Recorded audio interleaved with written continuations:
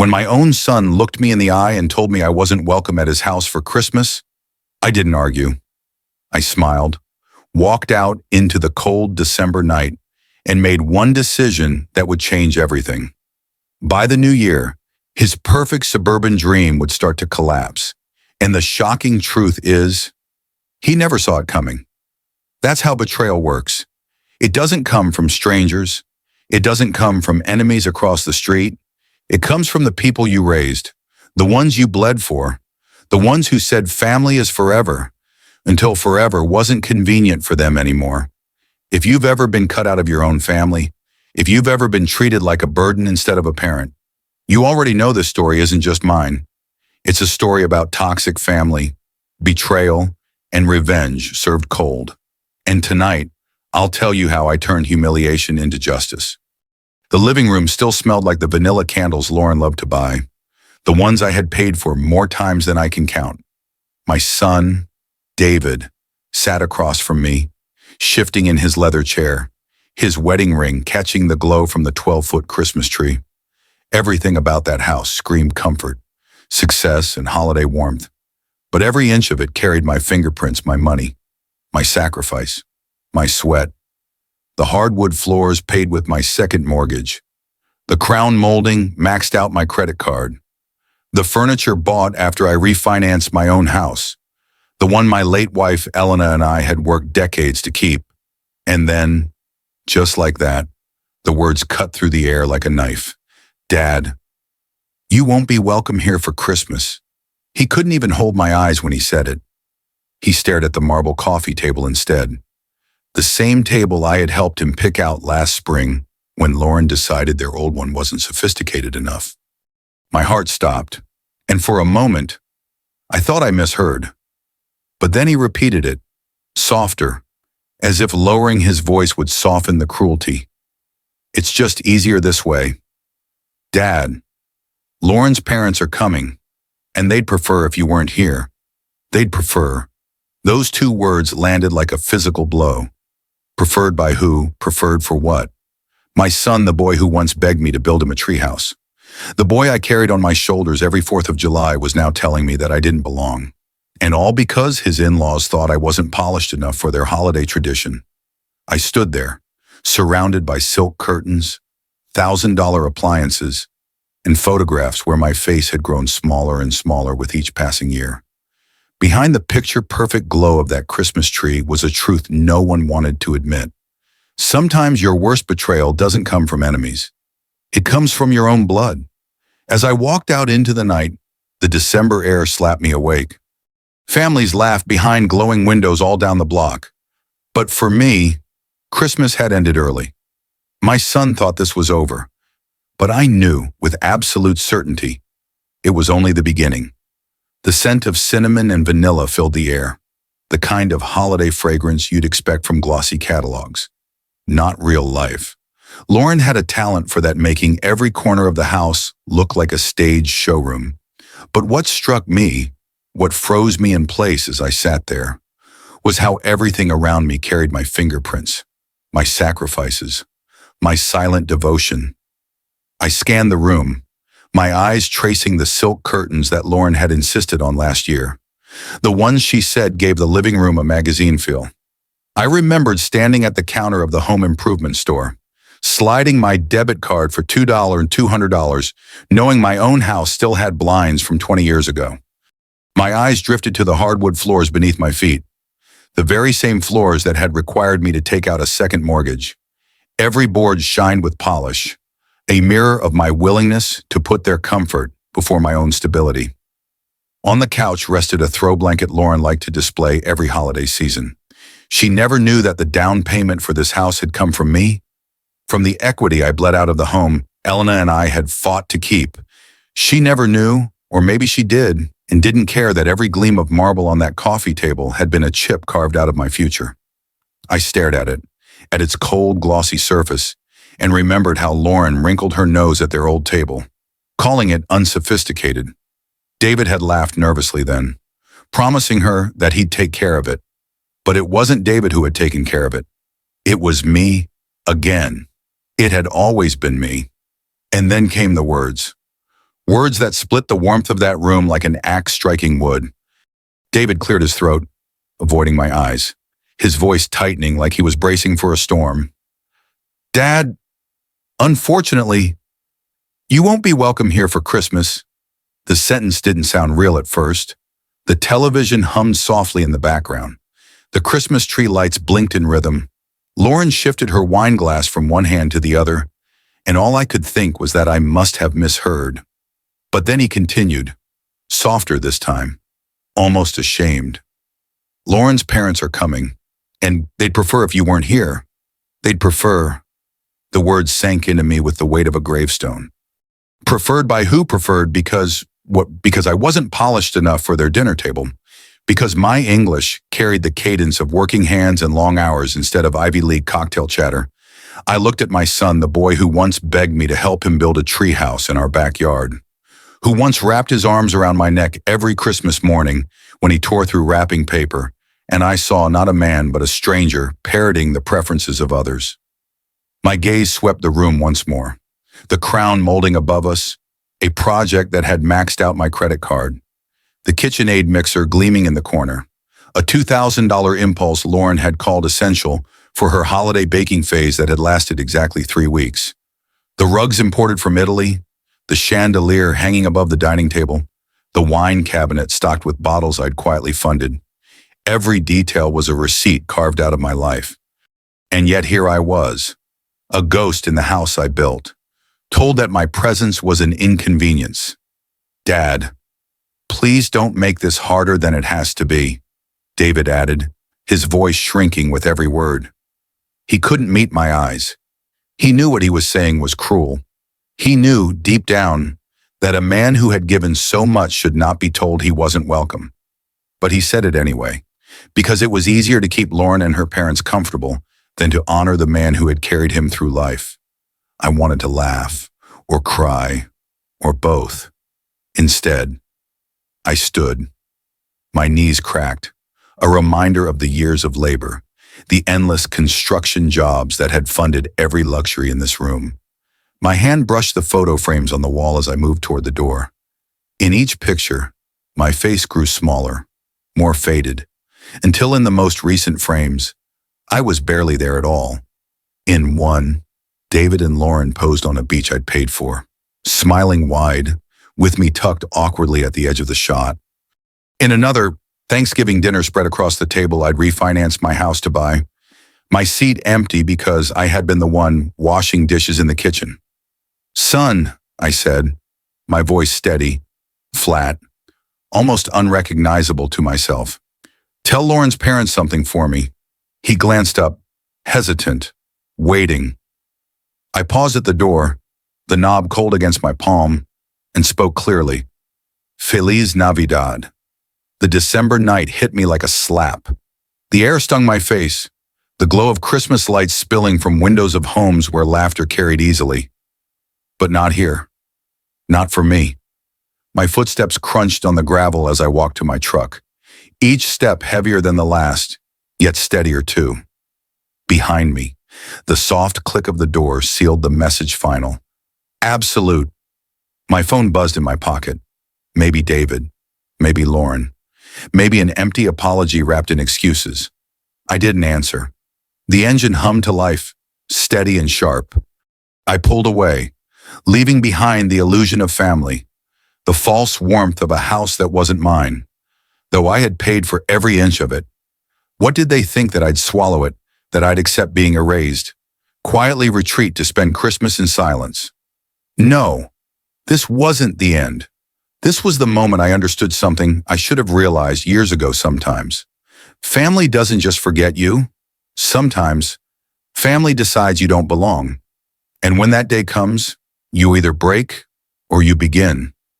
The red light on 29th and Grand held me longer than usual, as if the city itself wanted me to look around, to see the lives unfolding around me. A young father stood by his SUV, loading Christmas presents into the trunk while his kids pressed their faces against the frosted glass, their laughter fogging the window. Once upon a time, that had been me and David. Once upon a time, Christmas meant joy, not rejection. My hands tightened on the steering wheel, and without meaning to, the numbers started to appear in my head again. The same numbers I'd been avoiding for months. $2 and $800 every month. 5 years. The total was obscene. The total was everything. I remembered the beginning, back when David and Lauren first wanted the house. The down payment alone had nearly gutted me. I'd walked into the bank with Elena's photograph tucked inside my wallet, as if her smile could lend me strength. The loan officer looked at me with the kind of pity that made me feel both small and noble. "Mr. Alvarez," he'd said, "are you sure about this? You're putting a lot at risk for someone else's investment." I had smiled back then, convinced that sacrifice was what fathers did. What I didn't see, what I refused to see, was that he was right. It wasn't my investment. It was theirs. And I was bleeding myself dry to fund it. Year one, $3,600. I covered their mortgage while they filled their living room with designer furniture, while Lauren posted photos of wine tastings and spa weekends. Year two, another $33,600.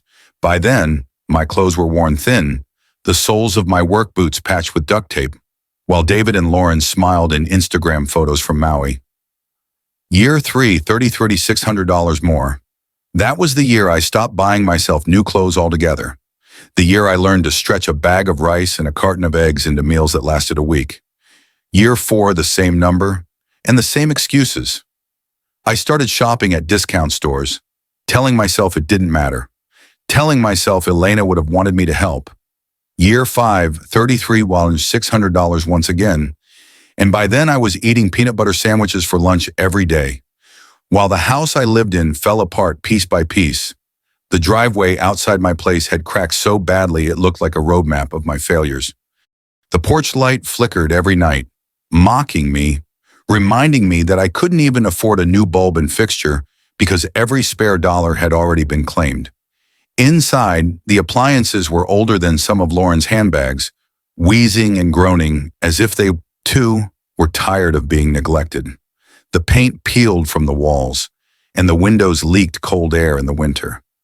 But when I looked across town, I saw Lauren's dream home glowing like a palace new roof, manicured lawn, fresh paint, imported tiles, all because I had paid for it. I had taken Elena's life insurance money, the retirement savings we had built together, even the college fund we once dreamed of for grandchildren we might never see. And I poured it all into David's house, into Lauren's fantasy, into the illusion that family loyalty was a one-way street. Every time my bank account drained, I told myself I was holding on to family.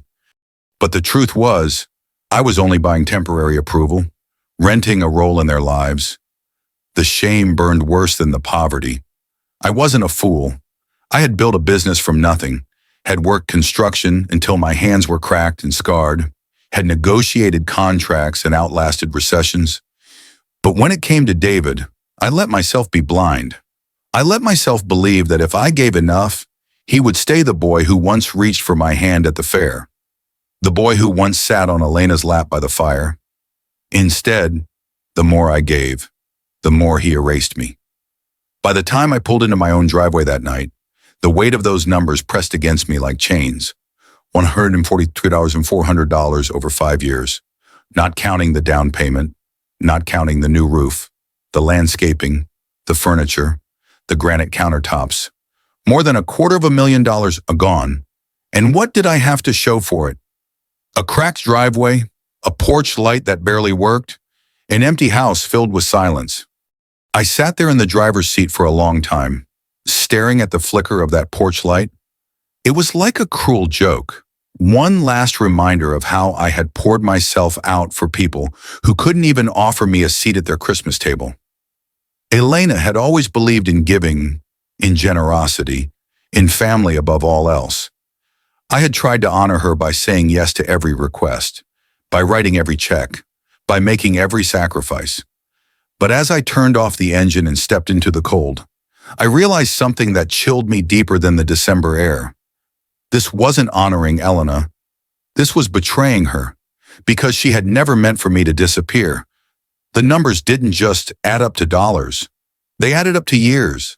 5 years gone. 5 years of saying no to myself so I could say yes to them. And what did it earn me? Exile, humiliation, rejection. My life had become the mortgage payment that never ended, the silent sacrifice that no one respected.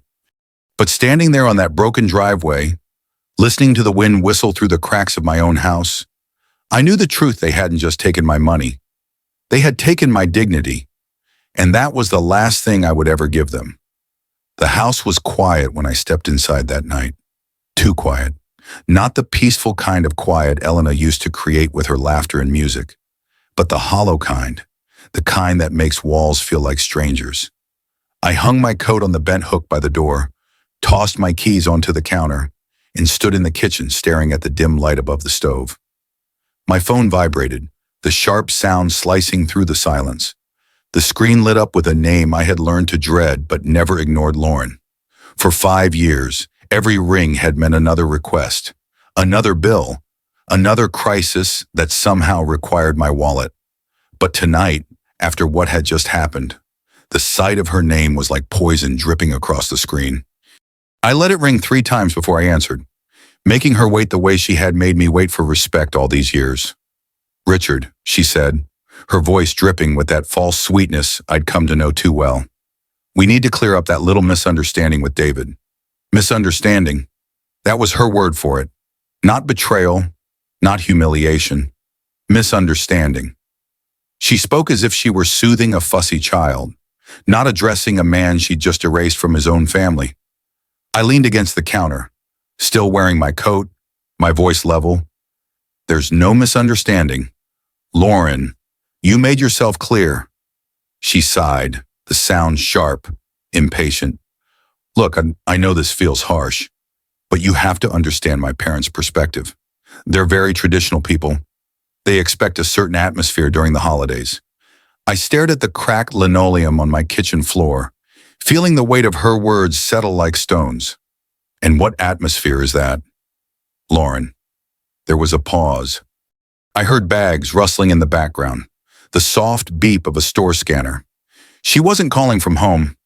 She was shopping, spending money that should have gone to her mortgage payment, money that had once been siphoned from my account. Finally, she answered. "Well, they're not used to your kind of cooking. All that spicy Mexican food and loud music. And frankly, Richard, they're educated people. They expect conversations about current events, literature, art, elevated things." Her words hit harder than any slap. My kind of cooking. The food Elena and I had made together every Sunday for decades. The tamales that David used to beg for. The ones that reminded Lauren herself of her own grandmother's kitchen when money was tight. Suddenly, that food was embarrassing. That culture was beneath her. That life, my life, was too common for her family's table. I kept my voice steady, though my chest burned. "You mean the meals you ate every weekend for 3 years? The ones you used to say tasted like home? That was different," she said quickly, dismissively. "We were appreciative then, but now, with my parents," I cut her off. "Now, with your parents, you can't have the Mexican peasant embarrassing you at your fancy dinner table." The mask cracked in her voice. The false sweetness vanished, replaced by steel. "Don't be dramatic, Richard. This isn't about race, it's about class. My father graduated summa cum laude from Washington State. My mother speaks 4 languages. They summer in the Hamptons. What exactly would you contribute to a dinner conversation like that?" Stories about laying tile, heat surged through me, but my words came out calm, sharper than any blade. "I built a business from nothing. I employed 50 men. I paid more in taxes than your father made in his best year." She laughed, short and cruel. "Money isn't everything. Breeding matters. Education matters. And frankly, Elena understood her place better than you ever did." The world froze. My hand clenched so hard around the phone, my knuckles turned white. "What did you say about my wife?" "I'm just saying she knew how to blend in. She didn't make waves.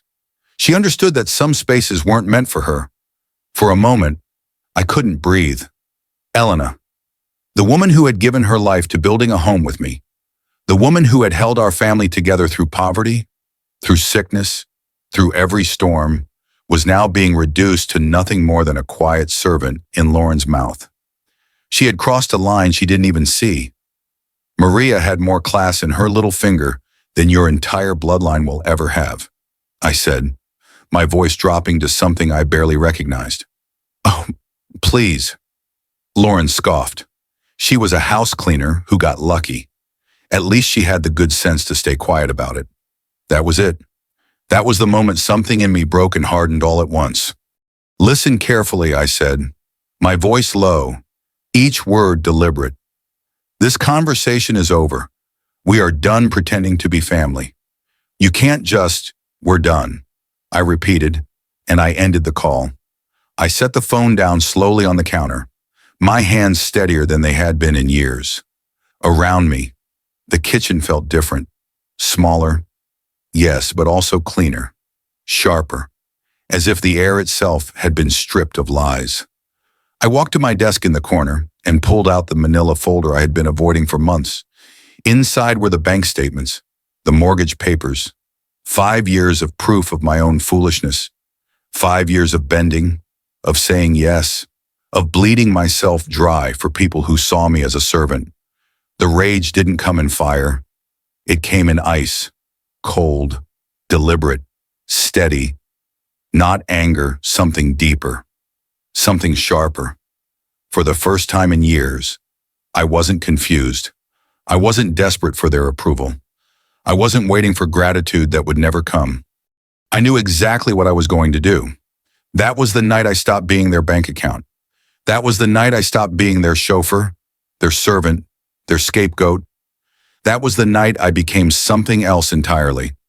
A man with nothing left to lose and a plan they would never forget. The documents were spread across my kitchen table like evidence at a crime scene, each page a reminder of my own self-betrayal.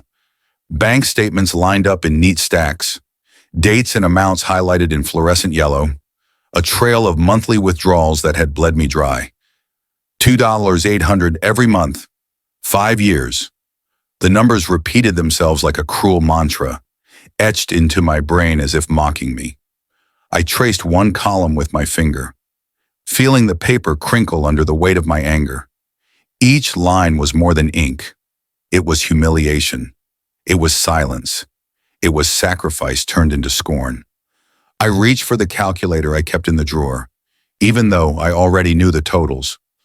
Part of me wanted to see the numbers again, to burn them into my memory so that I would never forget how much they had taken. The first year, $33,600. The second, the same. By the third year, the number was crushing $100 and $800. By the fifth, the total had ballooned to $143,400, and that didn't even include the down payment, the roof, the furniture, the endless emergencies that somehow always found their way to me. $250,000 gone. But what stung worse than the money was the truth behind it. I hadn't just been paying bills. I had been paying for my own erasure. The house around me groaned with age. The refrigerator hummed in a tired, uneven rhythm. The porch light outside flickered, casting weak shadows through the window. The drywall in the hallway bore a long crack, the kind I had once prided myself on repairing immediately, but now ignored because every spare dollar had gone to someone else's life. And as I sat there, staring at those papers, I realized something that made my pulse steady instead of quicken. I was done. I picked up my phone and dialed the bank. The automated system droned on in that cheery, soulless voice, offering me options in English and Spanish. I pressed the numbers without hesitation, my heart calm, my voice steady. Finally, a live voice answered. "This is Jennifer, customer service. How can I help you today? I need to cancel an automatic transfer," I said, my tone flat, unshakable. "Of course, sir. I'll just need your account number and verification details." I rattled them off from memory. My voice didn't shake, not once. I had spent so long trembling at the thought of disappointing them, David, Lauren, her parents, that it felt strange now to speak with absolute certainty. After a few keystrokes, Jennifer spoke again. I see the transfer here, Mr. Alvarez. $2,800 monthly to Wells Fargo. Account ending in 7423. How long have you been making this transfer? 5 years, I answered. The words came out like gravel, rough but solid. And you'd like to cancel it effective immediately. I looked around my kitchen, at the chipped counters, at the sagging cabinet doors, at the life I had sacrificed to keep another household glowing like a Christmas card. My lips tightened into something that wasn't quite a smile. Effective immediately, I said. Done, Jennifer replied, efficient and detached. The transfer has been canceled. Is there anything else I can help you with today? I almost laughed. For years, every call had ended with me agreeing to more payments, more sacrifices, more silence. But tonight was different. No, I said simply and hung up. The quiet that followed wasn't hollow anymore. It was sharp, charged, alive. I gathered the bank statements, the receipts, the mortgage papers into a pile. They felt heavier than paper should feel, as if each page carried the weight of my wasted years. I carried them to the fireplace, struck a match, and watched as orange flames licked the edges. The paper curled and blackened, numbers disappearing into ash. 5 years of servitude, 5 years of humiliation, reduced to smoke in a matter of minutes. The firelight flickered against the walls, and for the first time in years, the warmth felt like mine. I poured myself a glass of whiskey from the bottle I'd been saving for a special occasion, one that had never come until now. The liquid caught the firelight, amber and alive. I raised the glass toward Elena's photo on the mantel, her smile frozen in a summer long past. Merry Christmas to me, I said, and the words didn't feel bitter. They felt earned. The whiskey burned down my throat, but it was a good burn, the kind that reminded you that you were still alive. I leaned back in my chair, listening to the crackle of the fire, the hum of the refrigerator, the faint hiss of the winter wind outside. For the first time in half a decade, next month's budget would balance.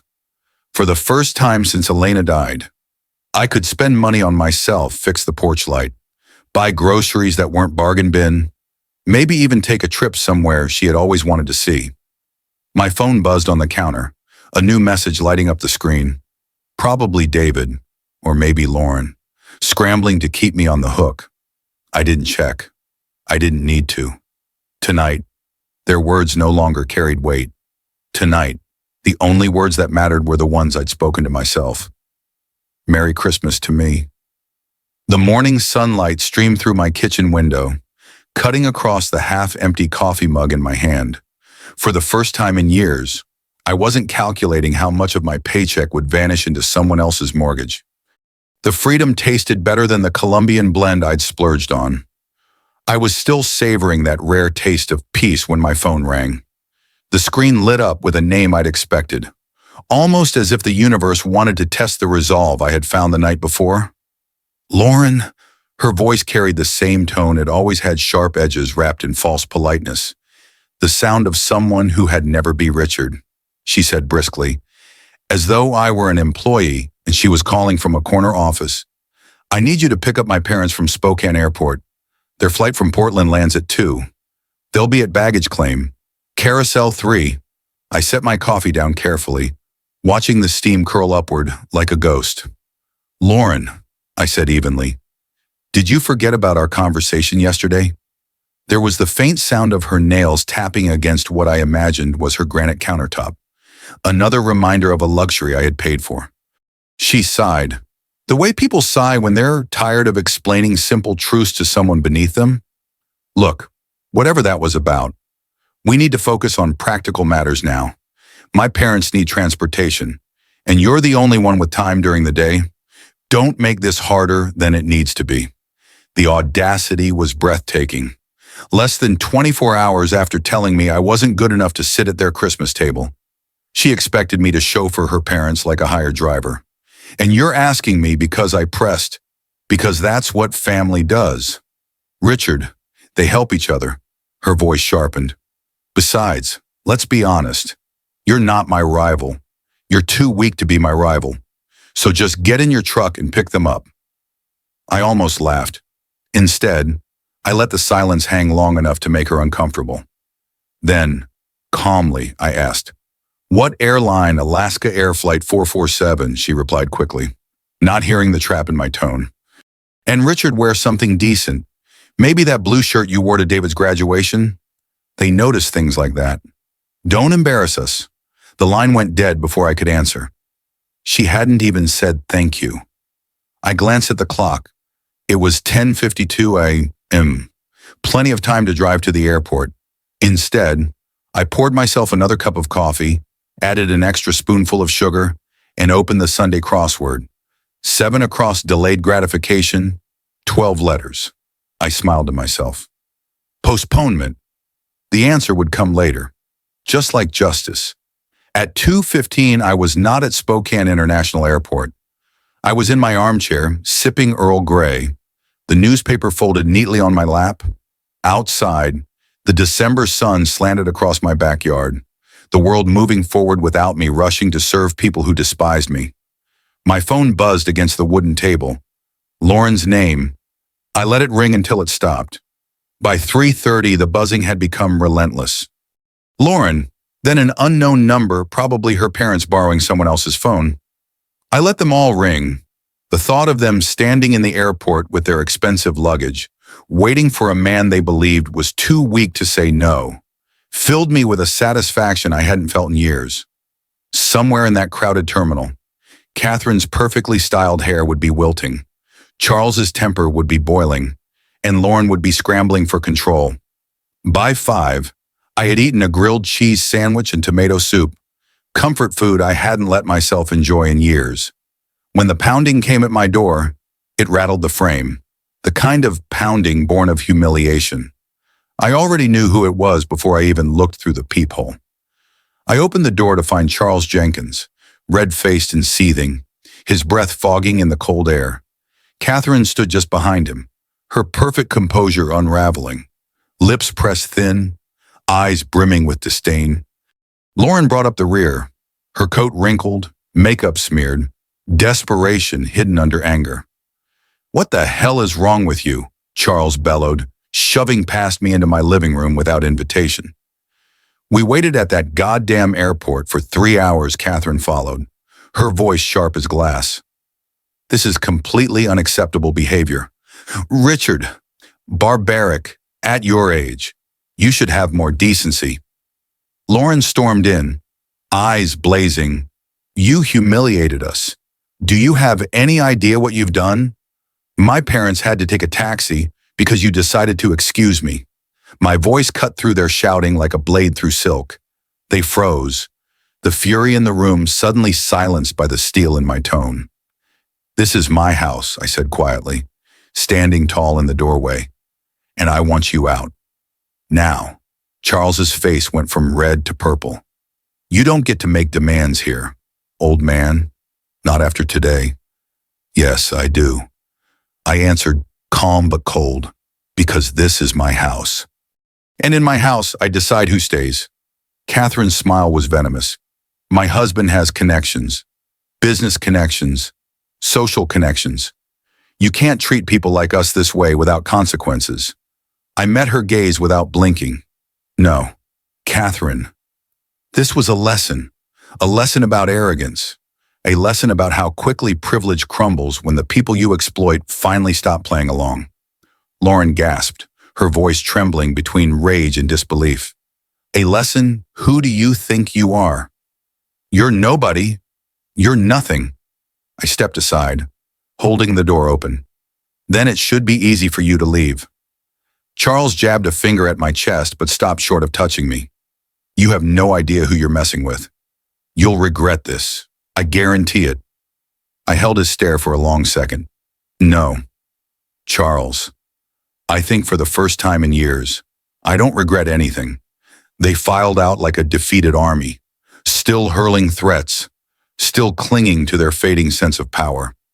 The door shut behind them with a satisfying click, the lock sliding into place like punctuation at the end of a long, bitter sentence. For the first time in 5 years, I felt the weight lift. They thought they could shame me. Instead, they revealed themselves. And as I stood there, listening to the silence settle back over my home, one thought crystallized in my mind. This wasn't just survival anymore. This was war.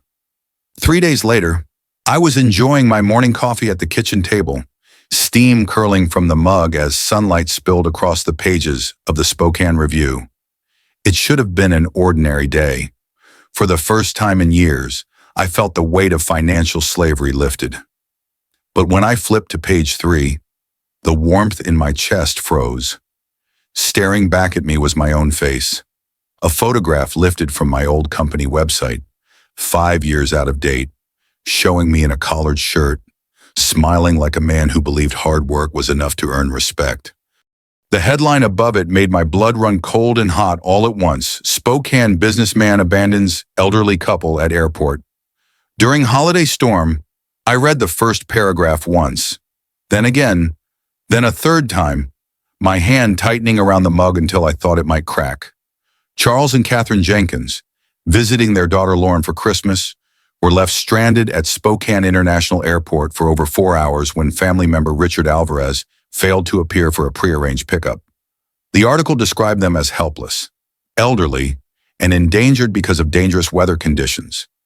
It claimed they had endured frigid temperatures, that a winter storm warning had been issued, that their health had been placed at risk. According to the paper, they had called repeatedly, but I never answered. In the end, they had been forced to take an expensive taxi in treacherous weather. Treacherous weather. I looked out the window at my yard, where the grass was still green beneath the thin frost. On the day in question, it had been 52 degrees and sunny. No storm, no snow, no blizzard, stranding poor innocents in the cold. Just 3 entitled people humiliated by their own arrogance, now rebranding themselves as victims in the public eye. The article went further. Of course, Charles, described as a retired banking executive, was quoted saying, "We couldn't believe someone would abandon us like that. At our age, this kind of treatment isn't just inconsiderate, it's dangerous," Catherine added. "We were shocked by his erratic behavior. We're deeply concerned about his well-being." Erratic behavior. That was their narrative now, that I wasn't just cruel, I was unstable. I forced myself to read the byline Patricia Morrison, lifestyle editor, a name I didn't recognize. But I knew the game. Someone had called in a favor. Someone had pulled strings. A story like this doesn't appear in a city paper by chance. It had been placed, carefully, deliberately, where it would do the most damage. For the first time since this war began, I felt something almost like respect for my opponents. They weren't just petty manipulators. They were strategic. They understood the currency of reputation in a city like Spokane. They knew that in small communities, whispers became truth faster than facts could catch up. I set the paper down and looked around my kitchen. For years, this room had been my prison, the place where I quietly took calls, wrote checks, and absorbed humiliation in silence. But now, with the flames of that article burning in my mind, it felt different, not smaller, sharper, like a war room. I pulled my laptop across the table, the screen reflecting my face in the morning light. My fingers moved with purpose, typing in names I had once avoided searching: Charles Jenkins, Catherine Jenkins, Lauren Alvarez. I dug through social media posts, charity newsletters, golf club announcements, photos of Catherine sipping wine at fundraisers, Charles posing with local businessmen, shaking hands, grinning in tailored suits, Lauren posting selfies in the kitchen I had paid for, captioned "Our beautiful home ready for Christmas dinner."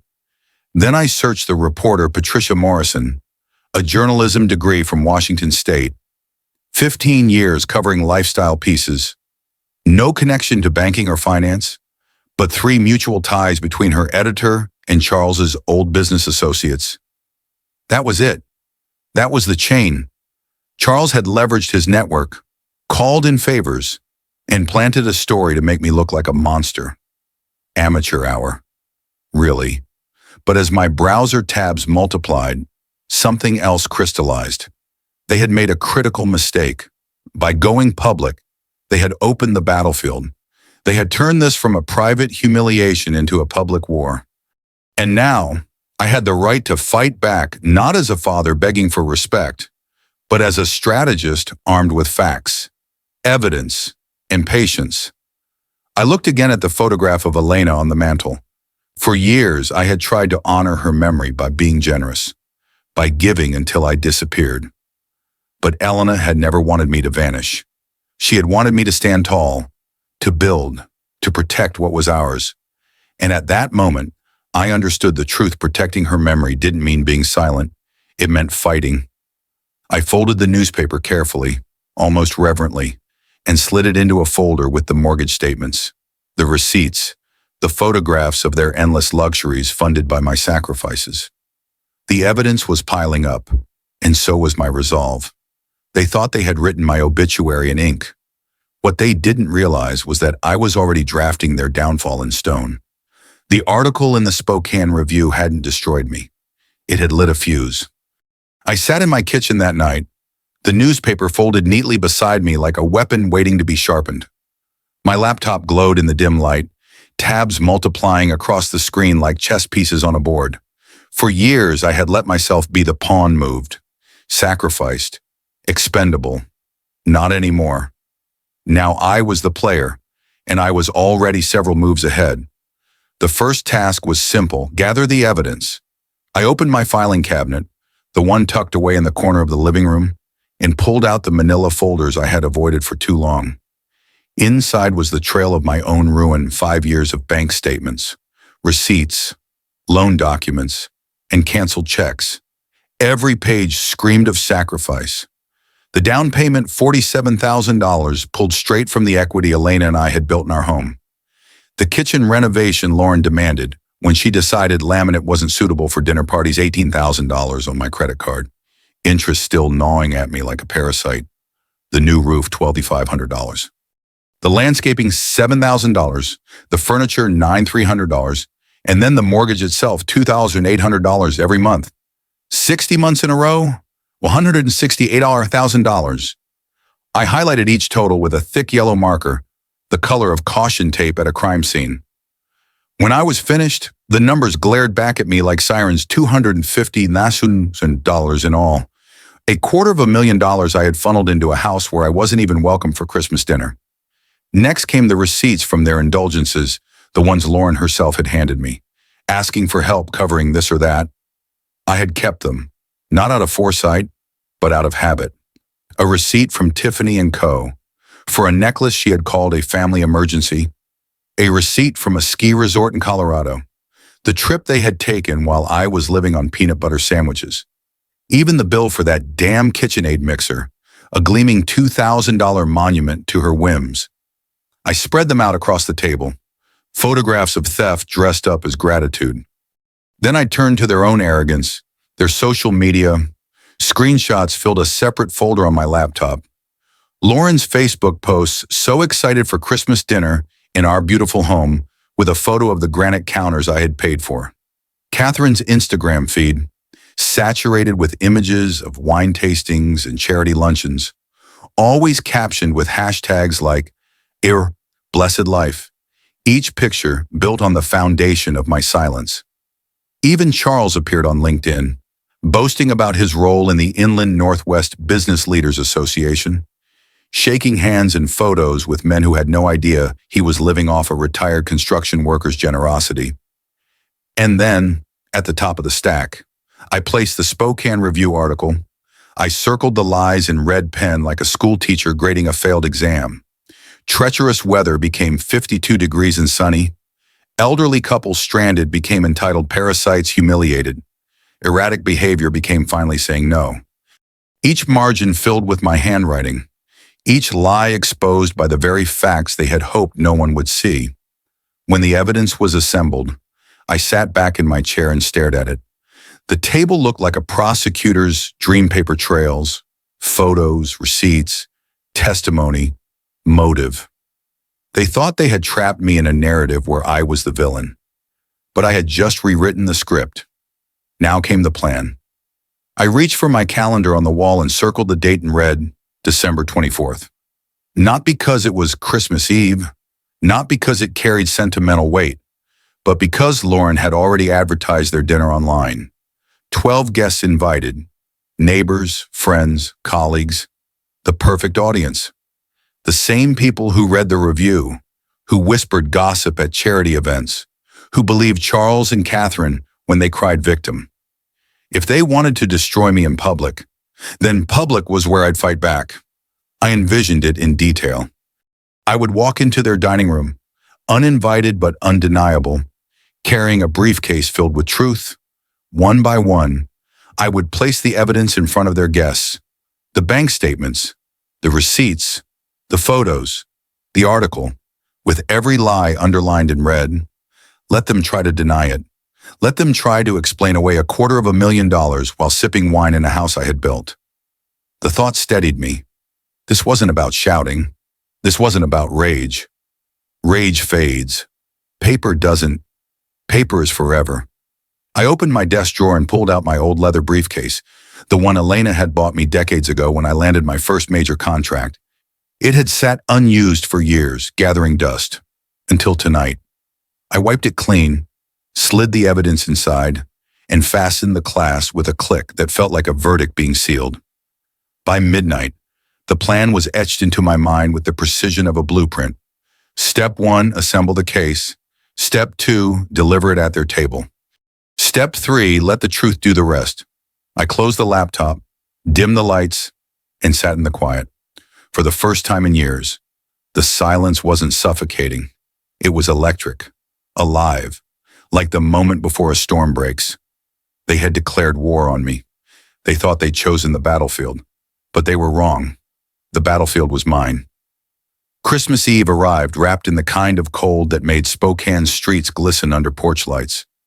Kendall yards looked like a postcard garland strung across fences, carols drifting faintly from open windows, the smell of cinnamon and roasted ham hanging in the air. But for me, this night wasn't about warmth or tradition. This was the battlefield I had been preparing for. At exactly 6:30 p.m., I parked across the street from David and Lauren's house. Their driveway overflowed with luxury cars, sleek imports, and SUVs polished to a shine. Through the front windows, I could see the glow of chandeliers, the sparkle of crystal glasses raised in toasts. Laughter rippled out like they had already won the war. They didn't know the storm walking toward their door. I straightened my navy suit, the same one I had worn to Elena's funeral, and picked up my leather briefcase. Inside, the evidence weighted 5 years of bank statements, receipts, photos, and the article marked in red pen. 12 copies, one for each guest at the table. Tonight, their lies would burn in the eyes of their own friends. The front door was unlocked. Of course, Lauren loved to brag about how safe their neighborhood was, how they didn't need to worry about locks like people in less refined areas. I stepped inside without hesitation. The warm air hit my face, carrying the smells of turkey and wine and false laughter. The dining room came into view, 12 faces turning toward me as I entered. Forks paused in midair. Conversation stopped mid-sentence. Lauren froze with her wine glass lifted, her smile calcifying as she saw me. David's face drained of color. Charles and Catherine sat like carved statues at the far end, their postures snapping rigid, eyes wide as though they'd seen a ghost. "Good evening," I said, my voice calm but cutting through the silence. "I hope you don't mind me joining your Christmas celebration." The room rippled with unease. A woman in pearls frowned. A man in a sweater vest glanced at David, waiting for an explanation. Lauren finally found her voice. "Richard, this is completely inappropriate. You need to leave immediately." "Actually," I said, placing my briefcase on the marble sideboard, "I think your guests deserve to know the truth. The truth about this dinner, this house, and the people you've been celebrating." I snapped open the briefcase, pulled out the first stack of papers, and began walking around the table. One by one, I placed a packet in front of each guest. The rustle of paper filled the silence as they opened the folders. Here are the bank records, I said conversationally, almost like a professor lecturing a class. 5 years of mortgage payments, $168,000. Add the down payment, renovations, furniture, appliances, it totals over $250,000. All paid by me. A murmur spread around the table. Eyes widened. One man flipped through the pages, muttering, "This can't be real." "Oh, it's real," I said, pulling out the next exhibit. "Here's the newspaper article many of you probably read this week, the one that painted me as unstable, cruel, abandoning poor Charles and Catherine in the middle of a blizzard. I've marked the lies in red, treacherous weather. That day was 52 degrees and sunny. Stranded elderly couple.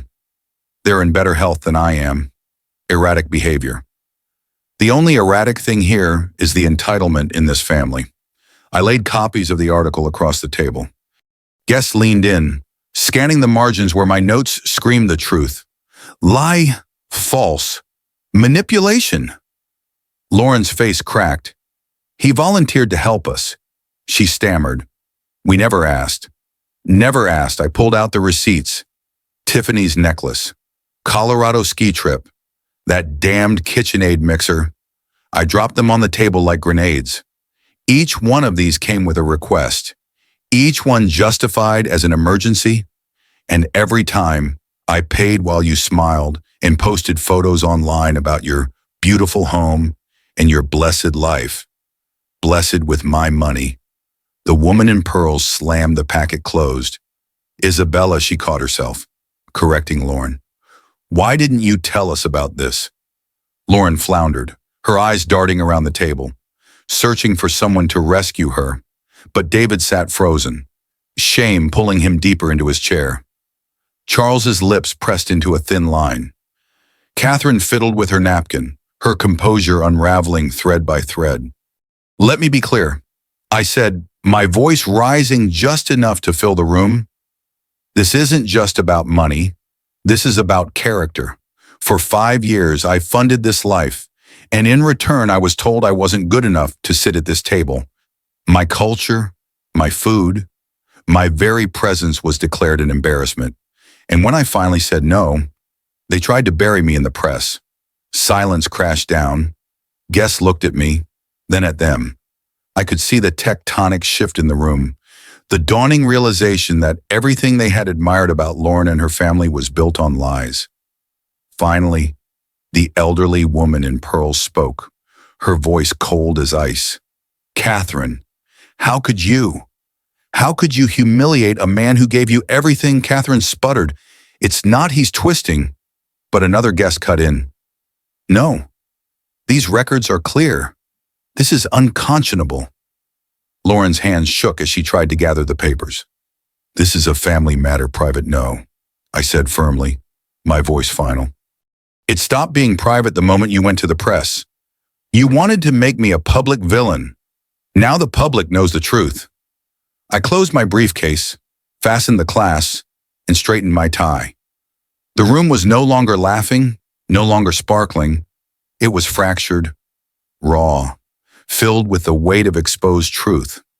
I looked around the table one last time. "Enjoy your dinner," I said quietly. "It's the last one I'll ever pay for." And then I turned and walked out, leaving behind the rising voices' accusations, questions, the sound of a social facade collapsing under the weight of paper and truth. The silence after Christmas carried a different weight. Spokane's streets were still lined with wreaths and fading lights, but inside Kendall Yards, the glow had gone out. 3 months later, the hammer fell. It arrived in a plain white envelope stamped with certified mail, the kind that makes your stomach knot before you even open it. Inside, the words were blunt and final. Notice of default, final demand for payment. Michael and Lauren were 3 months behind on their mortgage, $8,400 in arrears, 14 days to bring the account current or face foreclosure. The same house I had bled for the granite counters, the hardwood floors, the 12-foot Christmas tree was now crumbling under the weight of their arrogance. I set the letter on my counter, next to my coffee mug, and read it again as though it were news about distant weather. Interesting, predictable, not my problem anymore. For years, every financial crisis of theirs had landed at my feet, dressed up as emergencies. This time, the storm was theirs alone. The phone calls began almost immediately. Lauren's number flashing again and again. Desperate voicemails escalating from pleading to screaming. "Richard, you don't understand, we'll lose everything. Then you can't just walk away from family. Finally, you'll regret this. Everyone in Spokane will know what kind of man you are." I didn't return a single call. Catherine and Charles tried too. At first, their tone was sugary, almost apologetic. Catherine left a message dripping with condescension. "Richard, let's be reasonable. Surely you don't want to see your son homeless? Think of your grandchildren someday." But as the days passed, the sweetness curdled. Charles's booming voice thundered through one voicemail. "You think you've won? Old man, we'll ruin you. You have no idea who we know." But in Spokane, their social standing was already evaporating. After the dinner fiasco, word had spread like wildfire. Guests whispered in circles of friends. Neighbors passed along the story at grocery stores, and soon their perfect image cracked. The couple who once hosted charity luncheons found themselves uninvited, their names quietly removed from guest lists. Catherine's Instagram posts dried up. No more champagne glasses clinking at exclusive events. Charles stopped showing his face at the country club. Whispers about financial troubles and scandal followed him into every room. By March, foreclosure was inevitable. Neighbors watched as a county sheriff posted the notice on their front door. The bold black letters announcing what they had tried to hide: sales scheduled. Property seized. The house that had once been their stage, their symbol of superiority, was reduced to a spectacle. Cars slowed as they drove past, people taking in the sight with a mixture of pity and satisfaction. Lauren tried to fight it. Of course, she strutted into the bank in designer heels, demanded extensions, begged for consideration. But banks don't negotiate with arrogance. They negotiate with money, and hers had run out.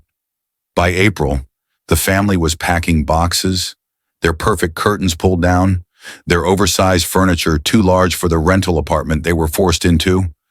David came to me once during that time, standing on my porch like a man 10 years older than he was. His suit was wrinkled, his eyes sunken with exhaustion.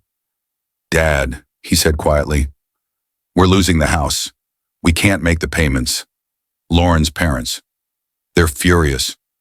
I don't know what to do. I looked at him, this man I had once carried on my shoulders, the boy I had sacrificed everything for, now hollowed out by choices that weren't entirely his own, but that he had allowed anyway. My voice was steady.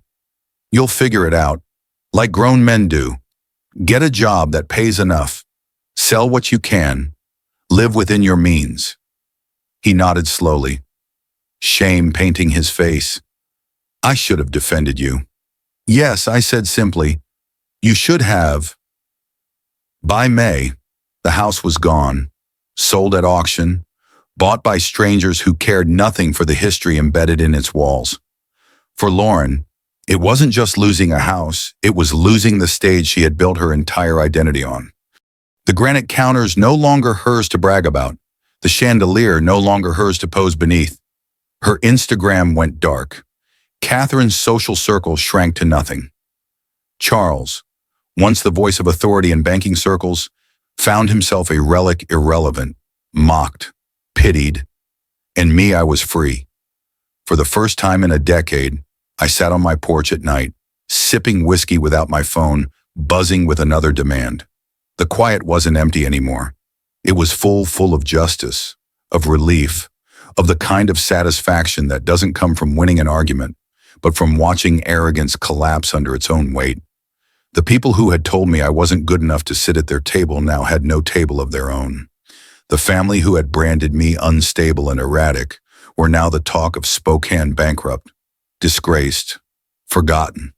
And as summer bloomed across Washington, I leaned back in my chair, feeling the sun on my face, and thought of Elena. She would have hated the fight, But she would have loved the victory not because I destroyed them, but because I reclaimed myself. Their house was gone. Their status was gone. Their voices silenced. And me, I was still standing, stronger than ever. It was a Thursday evening in late spring when the knock came. The sun was sinking behind Spokane's evergreens, painting the sky in streaks of gold and copper. I had just settled into my recliner with a fresh cup of coffee, the kind of quiet ritual I had reclaimed for myself since cutting ties with Lauren's family. The knock wasn't timid, it wasn't polite, it was heavy, deliberate, the sound of a man carrying more weight than he could bear. When I opened the door, David stood there, my son.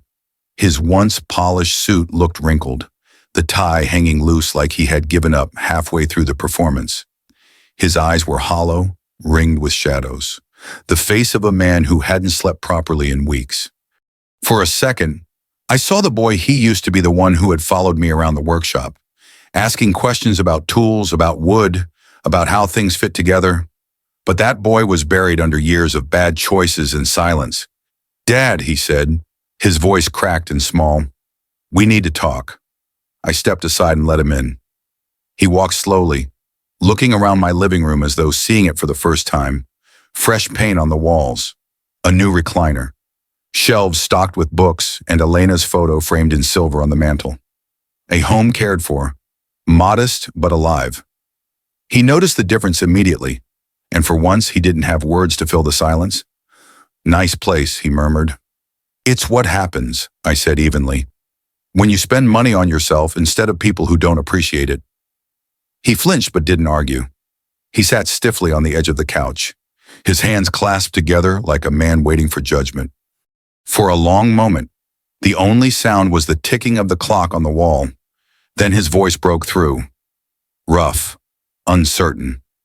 "Dad, I need you to know, I'm sorry for everything, for Christmas, for the article, for letting them," he choked, then forced the words out, "for letting them treat you like you didn't belong.